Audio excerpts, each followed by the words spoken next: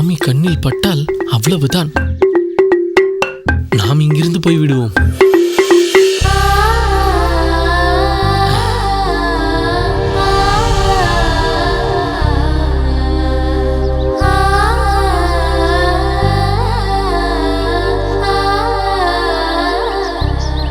ஏய், வாங்கிவிட்டேன், வா.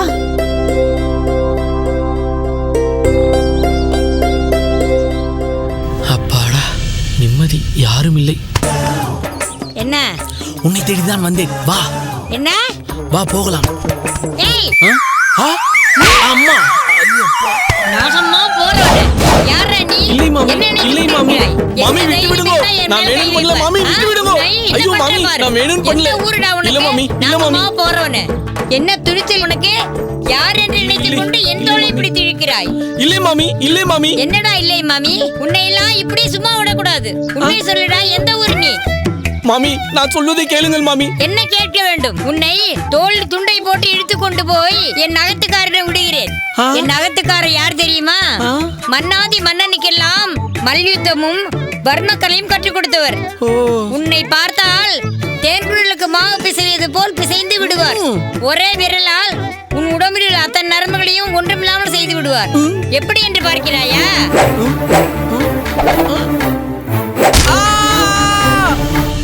தெரியுமா? என்ன நினைத்துக் கொண்டிருக்கிறாய்? என்ன இது? அவரை விட்டு விடுங்கள். என்னடி சொல்கிறாய்?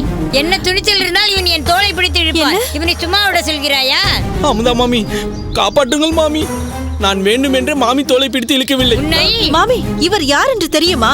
இவன் யாரா இருந்தால் எனக்கு என்னடி? மாமி, விடுங்கள் மாமி. இவர் நம் சோமயாஜிக்கு ஷட்டகராக வரப்போறவர். பெரிய பிராட்டிக்கு பார்த்த மாப்பிள்ளை இவர். என்னது? அவனா இவன்?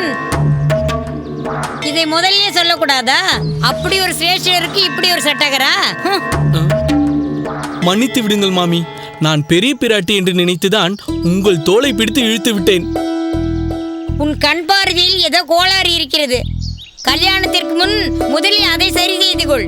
பெரிய பிராட்டிக்கும் இந்த பெரிய பாட்டிக்கும் உனக்கு வித்தியாசம் தெரியவில்லையா? சரி, விடுங்கள் மாமி.